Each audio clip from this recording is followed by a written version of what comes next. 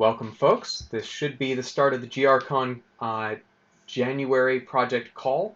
I'm hoping that Marcus will nod in a moment and let me know that the audio is going out great. And so we're good to go. Thanks for joining us on this call. I've, of course, now just hidden all of my notes.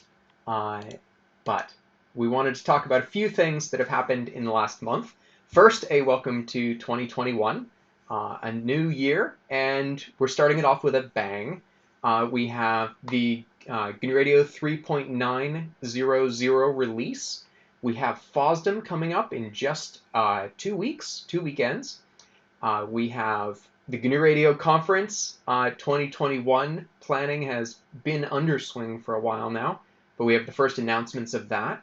We have some continuing meetups that have been going on, and those will be the main items on the list, and then I'm sure we'll crop up with another one or two things that we've forgotten ahead of time. So starting out, GNU Radio Conference, we now have the call for participation listed up on our website. So the world is still the way it is. We don't know 100% whether we will be in person in Charlotte, North Carolina, as was planned for last year and as remains planned for this year. This is from September 2020 to 24, I believe, but the details are on the website. The standard time, end of September. And we will either be in person or we will be running purely virtually. We will make that decision probably about April. That's when we think we'll have enough information about the rollout of the vaccine, about changing social conditions, and just where the virus is at, what's safe and sensible and really going to work well for us.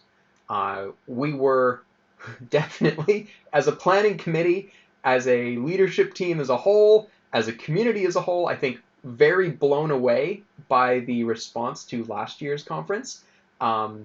We jumped from our usual 350 so people to over 1,900. Much in the last week before the conference, and so that was super exciting, and we were really glad to get out to so many people. We will 100% guaranteed be live streaming the main track talks.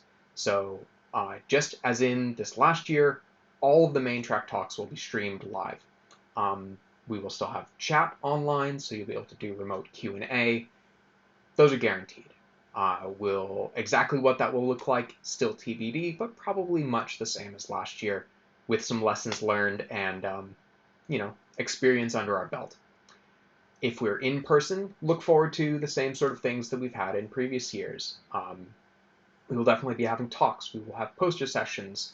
We're going to have workshops. We're hoping that there'll be a continued, focus on the dev day and some working groups.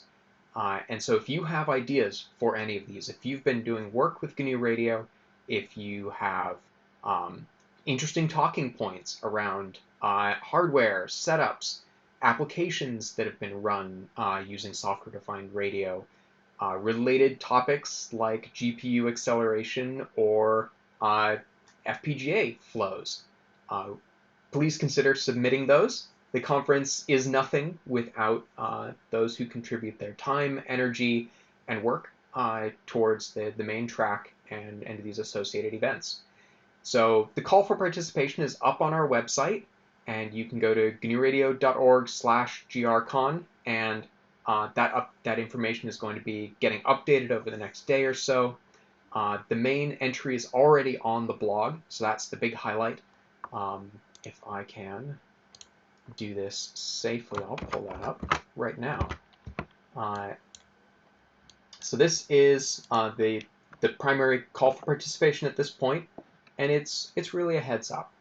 Start thinking about this, and March 6th, I believe, the very start of March, we will have the actual submission system up and running and thoroughly tested. So look forward to that. Start your abstracts, and we really hope to both see you in person at the conference, hopefully, and certainly see your work there.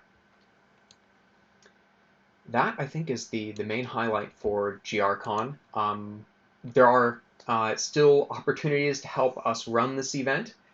So if you'd like to get involved, definitely get in touch through chat, Twitter, wherever you can find us. Our email address is grcon@gnuradio.org.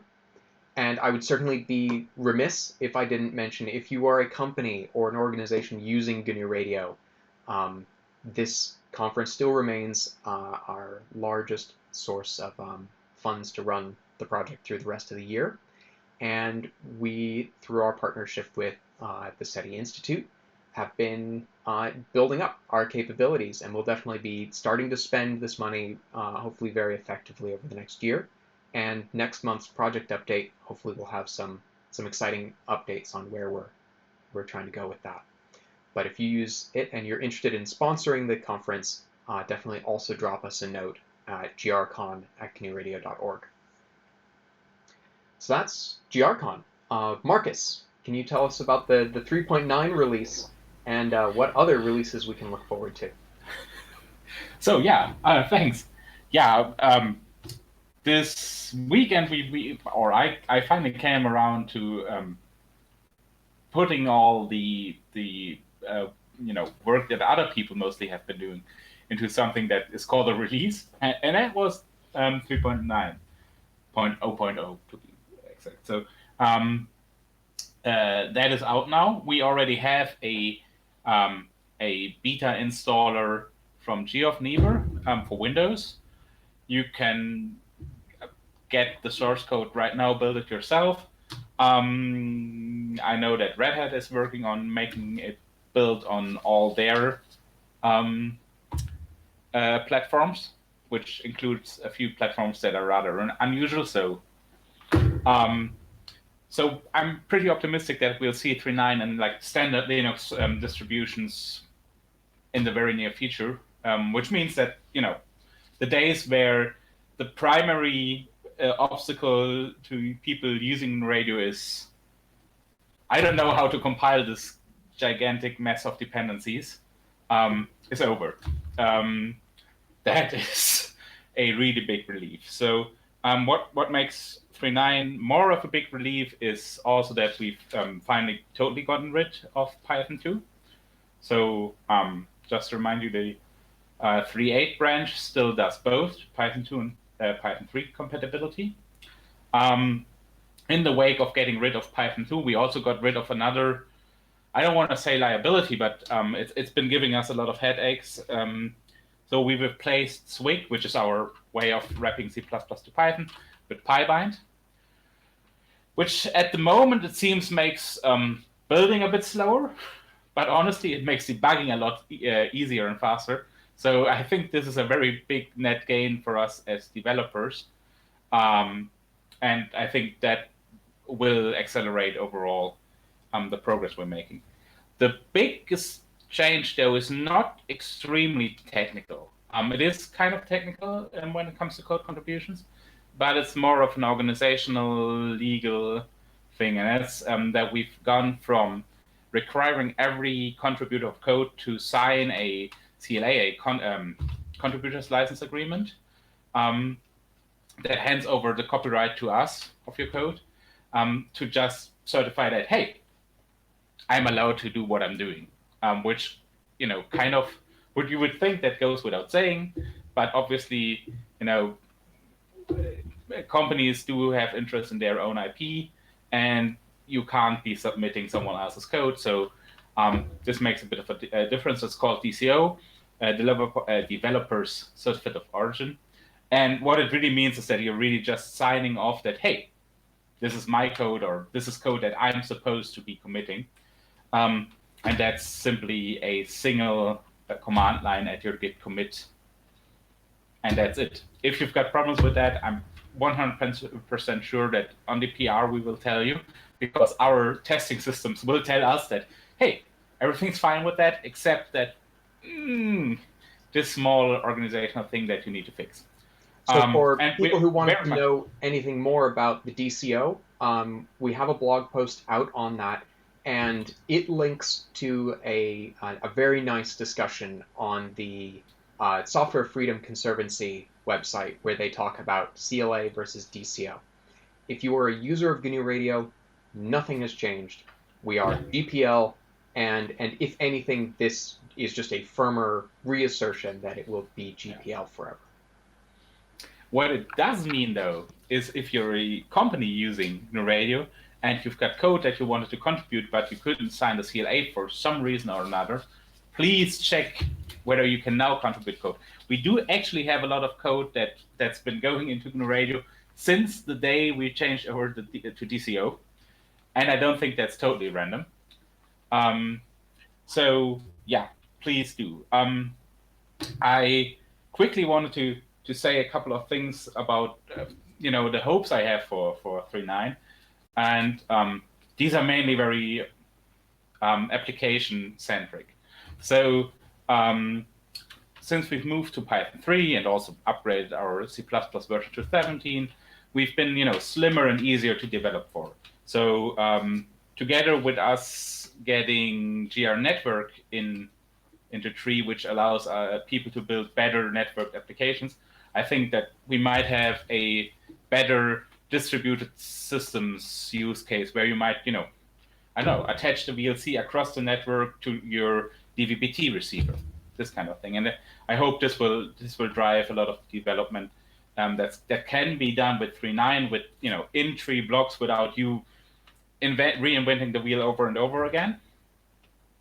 And I hope this will speed up things, which also means that our ecosystem grows, which is a good thing, but reminds me of, we have this thing called CGRAN, the Comprehensive GNU Radio Archive Network, which is basically our ecosystem. There's most out of 3 modules hosted there. So if you haven't heard of that, go to cgran.org and be amazed. What it does have and what isn't really used very well so far is if you're developing an OOT, you kind of put a manifest file into it there, which is very simple. And there's one field that you can fill out that says, I'm compatible with the following versions of GNU Radio. Now here comes the person who's just released another version, says, oh, well, now we have a lot of confusion what works with what. So if your favorite OOT is on CGRAN, and you've checked and it doesn't specify it works with the version of GNU Radio that you're using it with, maybe make a PR against that repo, or drop an email to the original developer. Or if you're the original developer, fix that. So again, if there's any a need for help, we'll definitely be there. But that's a relatively straightforward thing. Relatively straightforward would be to no. So let's talk about 3.10 then. What's left for to develop in GNU Radio 3.10? First of all, there's a long-standing issue that our logging is suboptimal. So we might work on that. We'll probably will try to replace log4cpp with something a bit easier on the eye and a bit better maintained. So that's something that we're planning to do. Other than that, we've got outstanding work. Quickly, Marcus, on a note there, this is a good opportunity to remind folks or introduce folks to the fact that we have GREPs, GNU Radio Enhancement Proposals, where large-scale changes are published ahead of time for discussion, planning, and there exists GREP 13, which is to replace log4cpp and improve the logging infrastructure. And that's just on GitHub, GNU Radio /greps. Yeah. So exactly.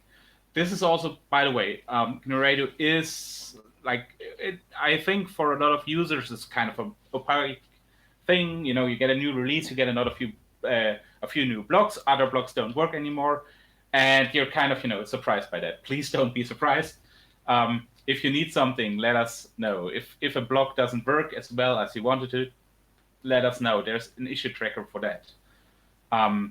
So even if you're just a passive user, every bug report, I really need this feature report, and I have an idea how to implement it, especially then, let us know.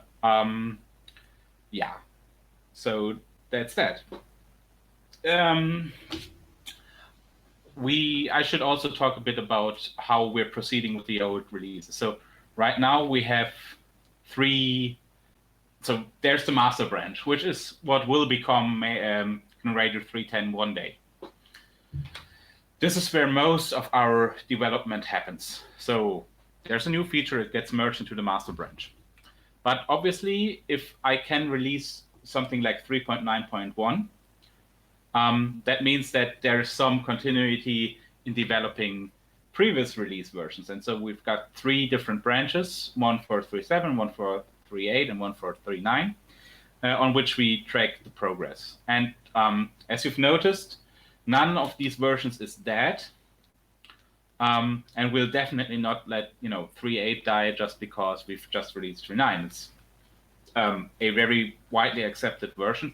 And although it's really, really easy to go from 3.8 to 3.9, like for a user, it shouldn't make any difference. Maybe some block parameters change and you need to open that block and save it, and then it's good. But we are still maintaining that. So we've got some proposed mechanism where basically every pull request that we make against master is assessed whether it's worthy going into the already released 3.9 scheme, or even further back into the 3.8 or 3.7 things. There's very much traffic into 3.7, obviously, because that's Python 2 only. We are developing Python 3 only. It's C++ 03. We're developing C++ 17. So there simply can't be much going back. Also, it's not compilable under modern systems anymore. So who cares a bit? I do care, but it's really not like we can do a lot of backporting there. If somebody does particularly care, if you are a company, a large organization, or just a very enthusiastic individual with a specific use case, we are open to the idea of having a branch maintainer. So if this is something that is very important to you, we would love to see 3.7 continue to be maintained for years to come. But we cannot do it ourselves. So if you have a purpose, if you have a cause, get in touch, and we'd love to chat. Yeah. And that would be a very bi-directional thing. If you're doing that, it doesn't mean you're only getting the work. It also means that we start doing things like, oh, this is interesting, that should be going back to 3.7, which we really are not doing right now.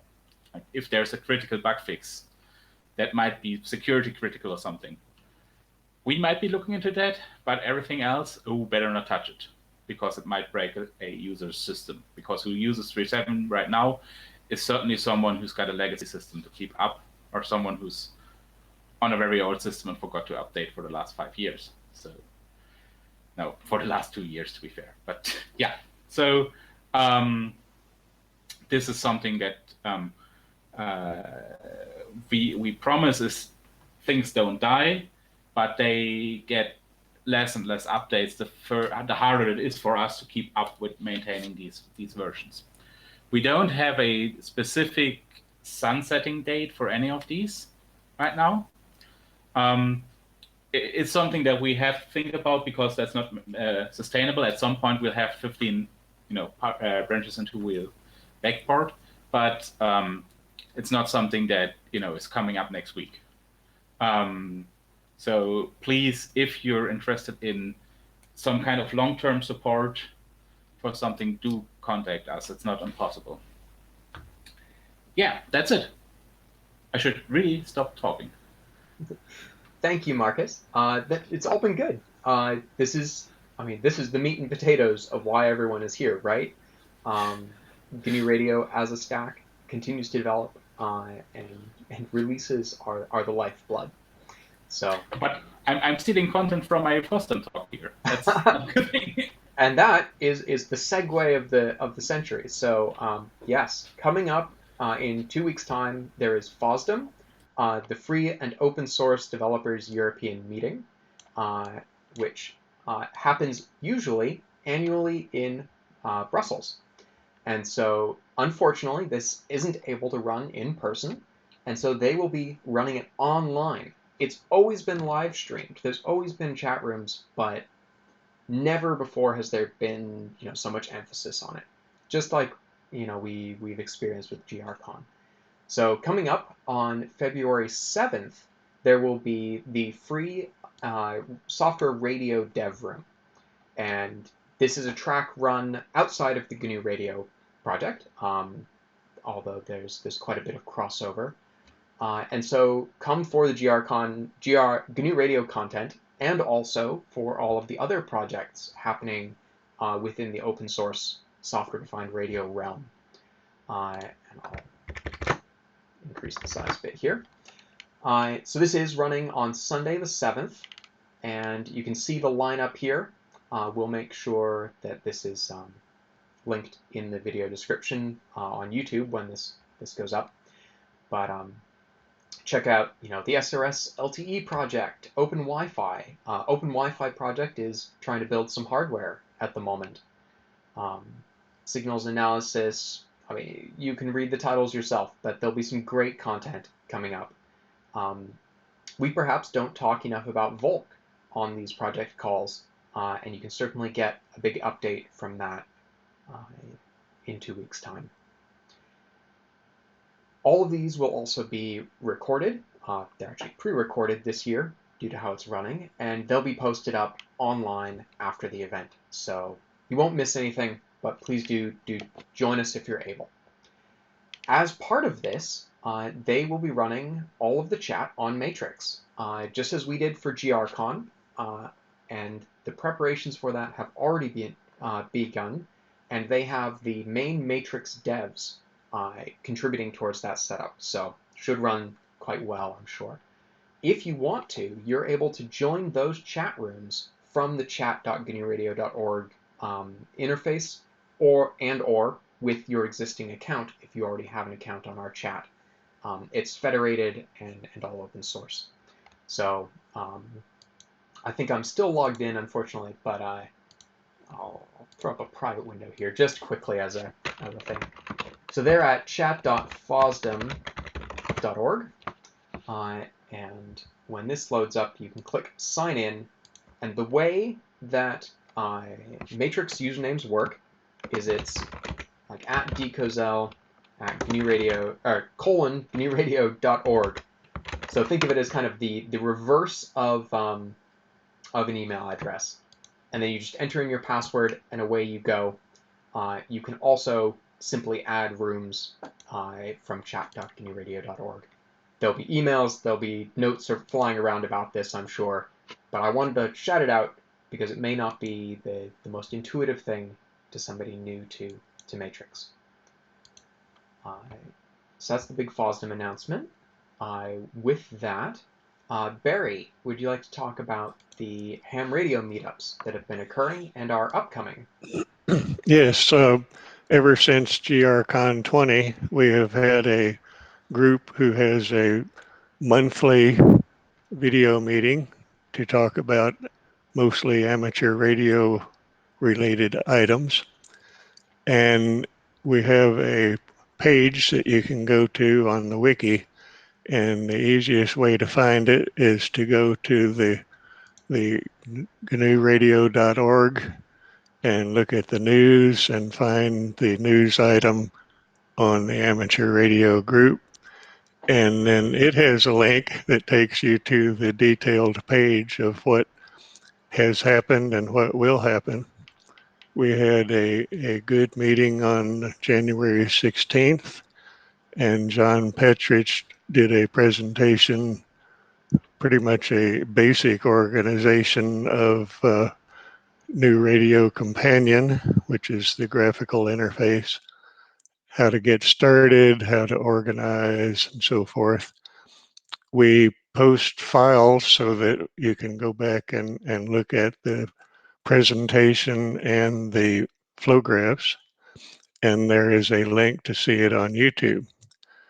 So the next one coming up will be February 27th, a look at Project 25, P25 Digital Radio, and Aaron Rossetto from National Instruments will be doing that. So from the basics to the very detailed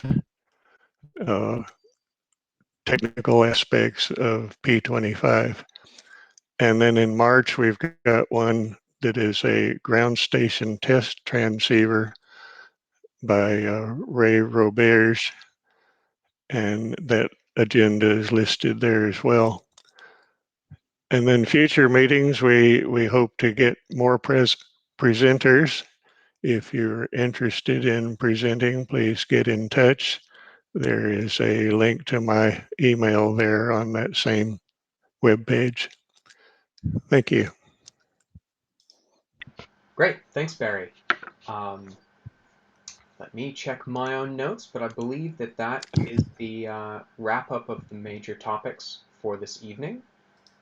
If anyone is interested in running a meetup on another topic, there's been a lot of interest in open source FPGA tool chains and how to integrate those into GNU Radio. There's been interest in machine learning and how that can be applied to SDR. It would be fantastic to see these meetups start running more regularly and on other topics. It's from the ground up. We're very happy to advertise and help you coordinate, but let anyone know if you're interested in running that, and we'll do our best to advertise it and get the visibility. We have access to a commercial Zoom account and other setups for live streaming and group meetups, and we'd love to help out. So if that's of interest, let us know. Other than that, thanks very much for coming along to the project call. Anything else, Marcus, Barry, Josh? Did we mention that you can already sign up for email notifications about GRCon stuff? We didn't. What a thing. This will be linked from the GRCon 21 page very shortly, but if you look at the tickets.gnuradio.org website, and again, this will be linked from the main page. Now, I believe it is in the blog post, actually. I am not crediting it enough. So click on the blog post, read that, and then let me pull it up. Hey, visit our registration page. So if you click this, it drops you right into our registration setup. We are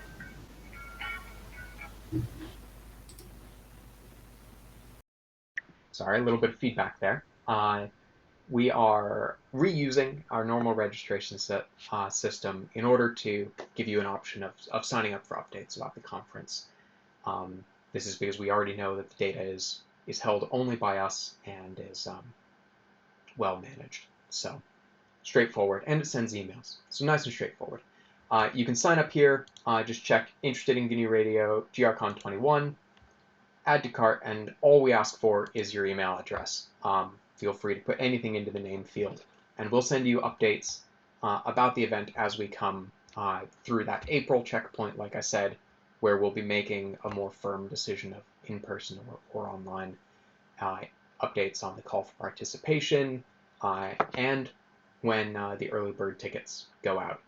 So we look forward to all of that going ahead.